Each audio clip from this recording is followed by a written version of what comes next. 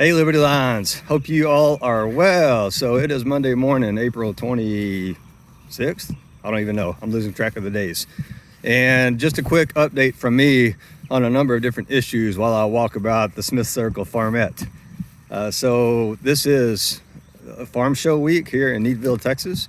And man, they started off a great week with a parade downtown Needville Saturday morning that I actually got to carry the American flag for, so that was awesome. We got our hens in on Sunday morning, so we've got 6 hens now. They're going to be producing some fun colored eggs for us to eat in the for breakfast and dinner every day. So we're probably going to have more than we know what to do with, which means we'll probably begin selling them as well. I think you get like $4 a dozen. So my red potato patch is doing great. 2 of my 3 sweet potatoes are doing great. The cantaloupe vine is coming along. I am getting ready. Hey, check that out. See the plane? Oh, he's gone. There was a low-flying crop duster coming over the house. But I'm going to get the 3 other beds in pretty soon, I believe. We've got our okra plants seeded out and coming up right there. You can see them. The tomato plants are crushing it. The peppers are crushing it. I made a hawk deterrent mechanism right there. So why am I going through all that? Like, you're like, Jared, come on, man, what the hell? I don't care. Here's why. The fulfillment you can get from producing, that's another hawk deterrent too. The fulfillment that I've gotten from seeing those green plants poke out of the ground that I put into the dirt with my own hands has been phenomenal. Additionally, I stumbled into a veterans business pitch competition at Rice University on Friday morning. I was planning on going to another energy event, saw signs for this veterans business battle at Rice, and decided to audible and attend it. It actually went on Friday and Saturday, and I went back on Saturday, not expecting to be gone from home Saturday, but I decided to attend, and I ran into a guy named Steve who has something called Highs for Heroes nonprofit, where he equips service members, transitioning service members, with the ability and the education and the network to start their own beehive at their house. He said bees saved his life, and it's that sense of purpose and being productive and doing something that's so important.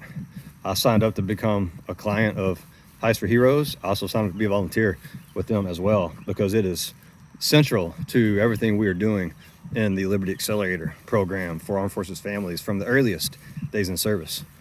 Phenomenal experience. I met a whole bunch of people at that veterans business pitch competition, and I'm so glad that I did. I'm so fortunate that I got the opportunity to attend something like that, of such a great opportunity. So how's this tie in to your journey and your mission and what it is you're doing?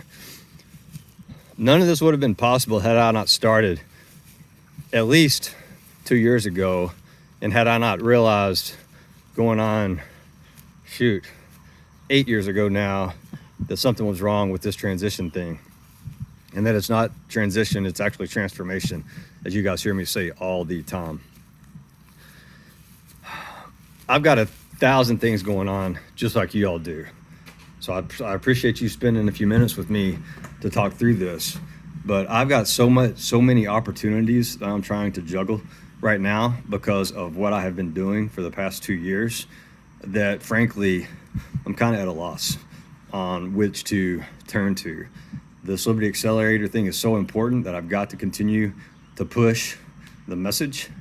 But I've got this entire other effort of my professional life in the energy industry, specifically with respect to renewables, specifically with respect to wind. And I'm not talking about wind turbines either. I'm talking about something completely different, as well as the ground source heating and cooling solutions that I want to try to bring to the residential and commercial markets.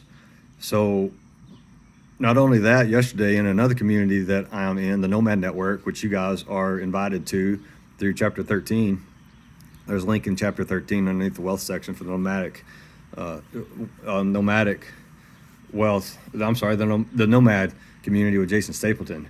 But through that network, a guy reached out to me based on last week's Knowledge Bomb newsletter and said, "Hey, can I use this and post it in my news site on holistic health?" I'm like, "Absolutely, man." Then he said, "Hey, Jared, there's much more that we need to be doing in this space. Do you have a news aggregator site for what the topics you cover?" And I'm like, "No, I don't." What are you talking about? Basically, he just laid in my lap an opportunity to build a marketing website that aggregates news from the topics I cover in the military transition space.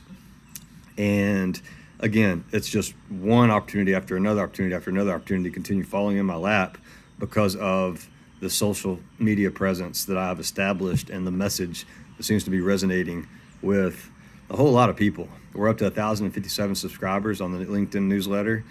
I am beginning to polish the book off to have a major push for the final version of the book through the summer time. We're going to get that podcast launched back up again too, so I can start speaking about this stuff more regularly. I had a large corporation pay me $5,000 for an hour of my time to talk diversity, equity, and inclusion with respect to the armed forces family, military spouses and service members, and transitioning into society. Opportunities everywhere. Find yours. Let me know what you think. What do you need from me? Make sure you're tracking on your transition journey. This is important stuff. DD214 update. After they sent me the final version, I printed it and read through it. There was one additional error that I had to send back to them and say, "No, you need to fix this." For foreign service time, they had me at 2 months and 6 days. And at a minimum, it should be 2 years and 6 months from the time I spent in Guam with the submarine. But in actuality, it's over 48 months of overseas service, foreign service time that needs to be accounted for on my DD214, and that was wrong. So I think that was 7 iterations of back and forth on my DD214 that wound up being corrected. Additionally, I have reached out to a veteran service organization here in the Houston area to help me with my VA disability compensation rating processing through the benefits delivery at discharge program, because it's complicated as hell. I thought I was ready to try to tackle it on my own, and I'm not. I need help with that. So I've got another about 2 months in order to get that submitted ahead of the deadline, which is 90 days prior to separation and or retirement. So I'm going to be documenting that process to a T to make sure that you guys can go faster. All right, what else you got for me? Let me know in the comments. Hit me on DM, get into Slack. I keep posting content there that I believe is pertinent to you and where you guys are headed.